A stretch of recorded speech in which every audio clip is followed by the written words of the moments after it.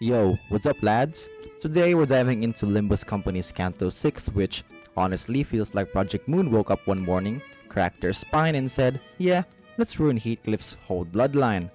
This canto turns classic literature into an emotional wood chipper. People melt, people distort, diaries start glowing, and Heathcliff fights a fanged version of himself who wants to genocide every other Heathcliff. It's one of those stories where if you blink, someone's either dead, undead, or jammed into mirror tech. So, let's get into it.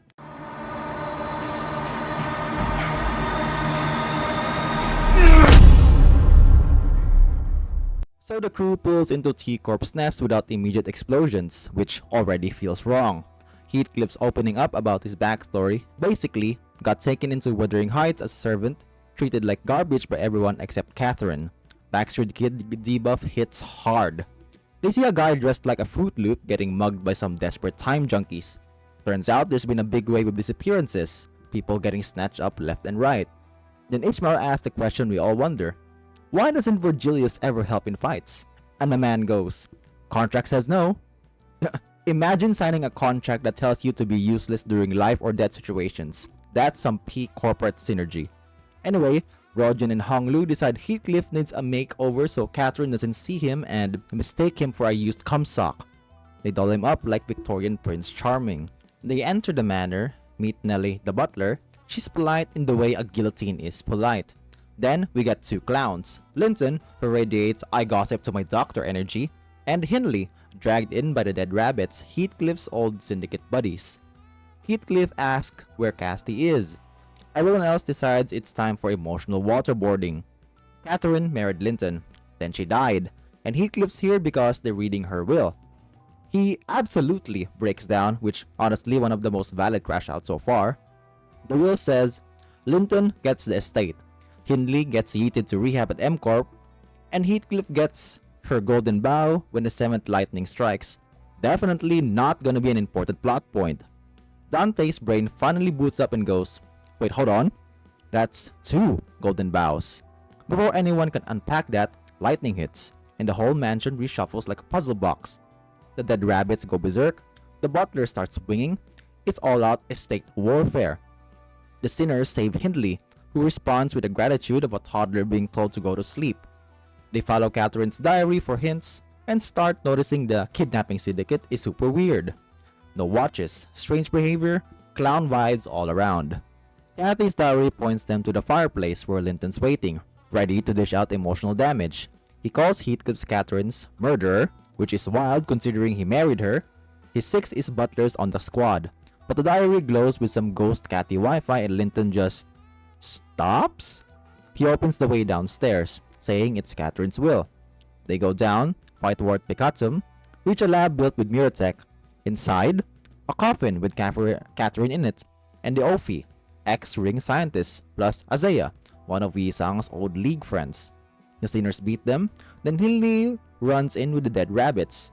The boss keeps poking Hindley about that fateful gambling loss he never recovered from, and Hindley snaps like an overstressed twig. He distorts into a werewolf monstrosity which quite possibly is one of the most tankiest bosses in the game, simple mechanics but a pain in the ass to fight. We shank him with a good old British greetings and he dies. The dead rabbit boss then tries activating the coffin. Heathcliff stops him. Boss unmasks, and yeah, he's Heathcliff, just not our Heathcliff. This one wants to kill every Heathcliff because he thinks all Heathcliffs kill all Catherines. Zero chill. Maximum homicidal lore. Our Heathcliff beats him with a corroded body sack like he's trying to win a carnival game. Carmen, a major character in the Project Moon universe, she who must not be named, shows out of fucking nowhere and gaslights Heathcliff, then distorts himself into a wolf. The diary fixes him again because sure, why not? Is this not peak fiction? Linton shows up and basically drops a lore nuke. Catherine built the lab. The kidnappings were him hiring researchers.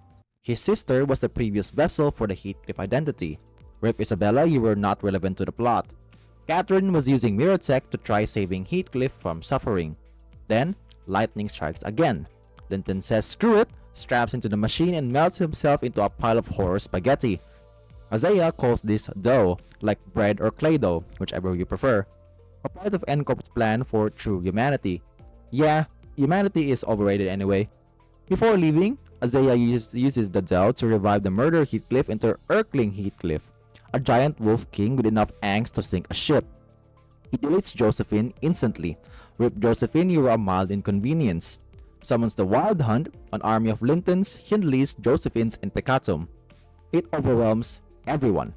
Then, from out of fucking nowhere, Vergilius enters. Fuck yeah. Sees a lab that reminds him of Leviathan. Read that, it's fucking good. And decides it's time for a one-man or a farming slaughterfest.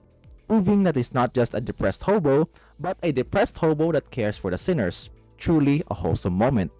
The sinners escape upward to chase the Erkling. Dante unlocks new powers and slows time for everyone except the sinners. Mersault suppresses the Erkling using pure "I've had enough of today" energy. They corner him, and finally the twist begins. Everything traces back to Nelly. Nelly once saw the mirror world, saw her miserable fate tied to Heathcliff and Catherine, and panicked. She gave Kathy the mirror. Kathy saw every version of herself hurting Heathcliff. She sank into despair. Nelly used her connections to tank Hindley's finances so that Catherine can secure Wuthering Heights. Herman lured Catherine deeper into mirror tech, and they tricked her into entering the coffin, scattering her consciousness. Everything, from the Erkling, the distortions, the downfall of Wuthering Heights, Heathcliff's self-hatred, it all started with that one glimpse. The Erkling reaches the second golden bough.